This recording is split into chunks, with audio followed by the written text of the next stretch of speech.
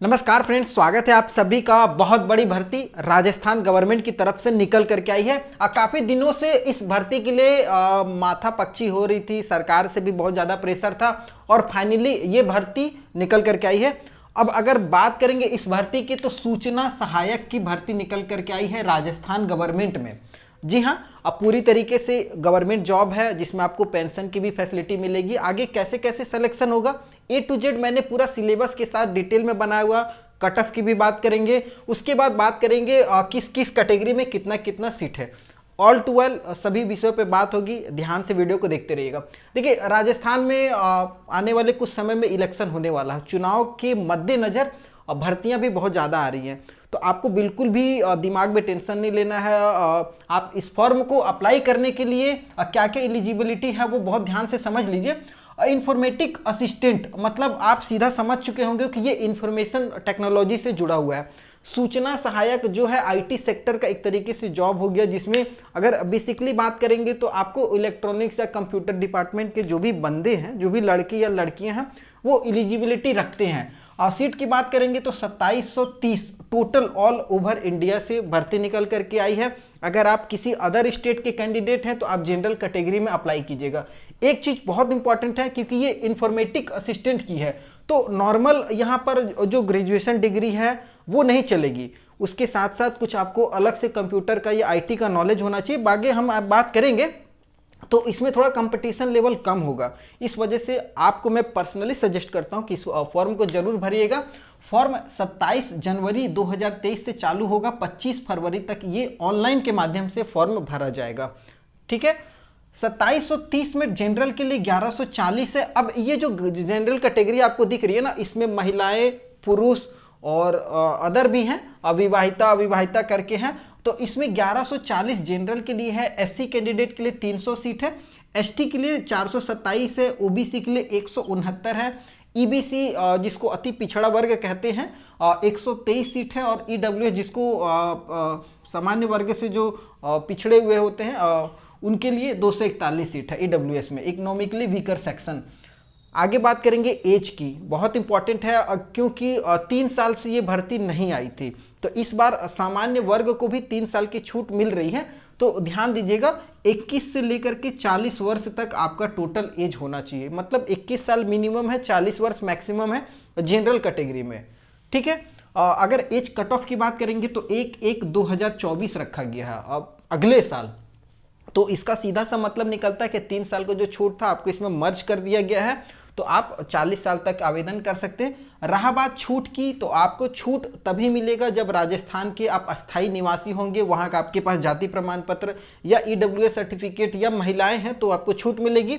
अगर female EWS SC ST OBC EBC की बात करेंगे तो 5 वर्ष की छूट आपको एज में मिलेगी, जिसको हम लोग रिलैक्सेशन कहते हैं। ठीक है, ये छूट मिलेगी। अगर महिलाएं हैं, SC ST में हैं तो आपको ज़्यादा छूट मिल सकती है। तो ये सब सारी चीज़ें छूट की हो गई एज में। आगे बात करेंगे एजुकेशन, इसमें बहुत लोगों को कन्फ्यूजन है, ये बहुत इंपॉर्टेंट है, ध्यान से समझिएगा। देखिए, पहला तो ऑप्शन में आपको बहुत सारा दिया हुआ, बैचलर डिग्री होनी चाहिए, या तो आपने कंप्यूटर साइंस से बैचलर किया हुआ हो, या कंप्यूटर इंजीनियरिंग से आपने अपना बैचलर डिग्री कंप्लीट किया हुआ हो, या फिर कंप्यूटर एप्लीकेशन से है, या फिर बैचलर डिग्री अपने आप अगर आपने इलेक्ट्रॉनिक्स से या फिर इंफॉर्मेशन टेक्नोलॉजी से कंप्लीट किया हुआ है तो भी आप एलिजिबिलिटी रखते हैं। ये तो ग्रेजुएशन की बात हो गई। अगर मान लीजिए आप ग्रेजुएट नहीं है, अगर आपने पॉलिटेक्निक किया हुआ है तो पॉलिटेक्निक वाले भी एलिजिबल होंगे। अगर आपने 3 साल का पॉलिटेक्निक होता है, अगर आपने वो भी किया हुआ, ये ट्रेड है अगर आपका ऊपर वाला ट्रेड, मतलब ये अगर इस ट्रेड से अगर आपने पॉलिटेक्निक किया हुआ है तो भी आप एलिजिबिलिटी रखते हैं। इसके साथ ही साथ अगर आपने ग्रेजुएशन किया हुआ है और ग्रेजुएशन में अगर आपने कंप्यूटर एप्लीकेशन से जुड़ा हुआ कोई पाठ्यक्रम या कोई डिप्लोमा वगैरह किया हुआ तो भी आप यहाँ पर एलिजिबल होंगे। तो बेसिक यही निकल करके आ रहा है कि ये इंफॉर्मेटिक असिस्टेंट का पद है जिसमें कंप्यूटर आपका मस्ट है। कंप्यूटर या इंफॉर्मेशन टेक्नोलॉजी का कोई सब्जेक्ट आपके सिलेबस में होना चाहिए, और अगर आपने किया हुआ है तो आप इस फॉर्म को भरिए। हाँ, एक चीज़ और इम्पॉर्टेंट है, टाइपिंग आपको मांगा गया है। ठीक है। तो टाइपिंग जो है वो बहुत कम मांगा गया है, 20 वर्ड पर मिनट, हिंदी और इंग्लिश दोनों में आना चाहिए। ये नहीं कि केवल अगर आप हिंदी कर लिए इंग्लिश छोड़ दिए या इंग्लिश कर लिए हिंदी छोड़ दिए, नहीं, दोनों में 20 वर्ड पर मिनट आना चाहिए आपको। देवनागरी लिपि, और जिसको हम लोग हिंदी कहते हैं, हिंदी में आपको कामकाज करने का तौर तरीका भी आना चाहिए। उसके साथ ही साथ आपको राजस्थान की कुछ संस्कृति का ज्ञान होना बहुत ज़रूरी है, क्योंकि ये राजस्थान की भर्तियां हैं, तो राजस्थान की संस्कृति का ज्ञान आपके पास होना चाहिए, तभी आप एलिजिबल माने जाएंगे। आगे बात करेंगे सिलेक्शन प्रोसेस की, बहुत इंपॉर्टेंट है। मात्र 2 स्टेज है, 2 स्टेज भी मतलब मिनिमम कह सकते हैं, दूसरा तो नाम के लिए ये भाग 1 और भाग 2 दो भागों में बांटा गया। भाग 1 में आपकी लिखित परीक्षा होगी। अब ये जो लिखित परीक्षा है या तो बहुविकल्पीय मतलब ऑब्जेक्टिव टाइप से हो सकती है या फिर वर्णनात्मक हो सकती है, मतलब लिखने वगैरह दिया जा सकता है, कुछ भी हो सकता है, दोनों में से दोनों हो सकता है या दोनों में से कोई एक हो।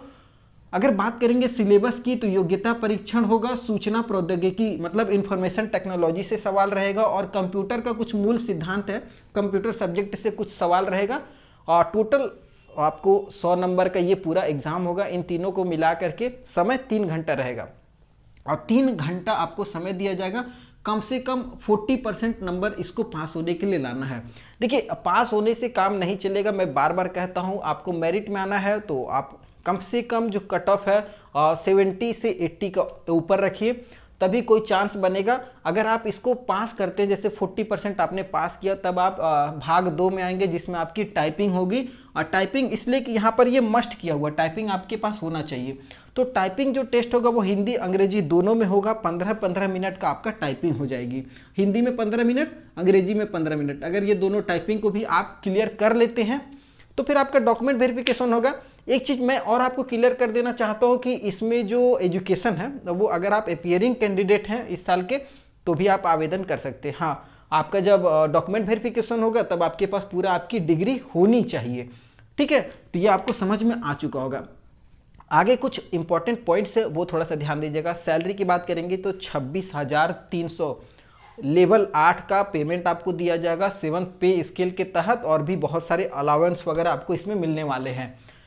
एग्ज़ाम बहुत इंपॉर्टेंट है जुलाई 2023 में। अब जुलाई 1st week, 2nd week, 3rd week कभी भी हो सकता है, लेकिन जुलाई में ही आपका एग्ज़ाम हो जाएगा, क्योंकि आपका पेपर जो है ऑनलाइन फॉर्म जो है वो फरवरी में ख़त्म हो रहा है। तो आपके पास समय का कब कितना हो गया, फरवरी, मार्च, अप्रैल, मई, जून, आपके पास 5 से 6 महीने का समय है।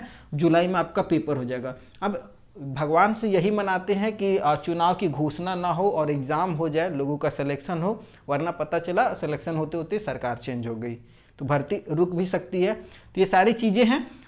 फॉर्म फी जो है बात करेंगे 450 रुपये है। जनरल में अगर आप हैं या EBC OBC कैंडिडेट है क्रीमी लेयर्स में तो आपके लिए 450 रुपये है, और नॉन क्रीमी लेयर जो भी है उन लोगों के लिए 350 रुपये फ़ी है। ये आप यहाँ से देख सकते हैं, समझ गए होंगे। अगर कोई कन्फ्यूजन हो इस भर्ती को लेकर के, कोई अगर और जानकारियाँ चाहिए तो आप हमें कमेंट जरूर कीजिएगा। वीडियो पसंद आया तो चैनल को सब्सक्राइब कीजिए। नई वीडियो में फिर से मिलते हैं, तब तक के लिए जय हिंद।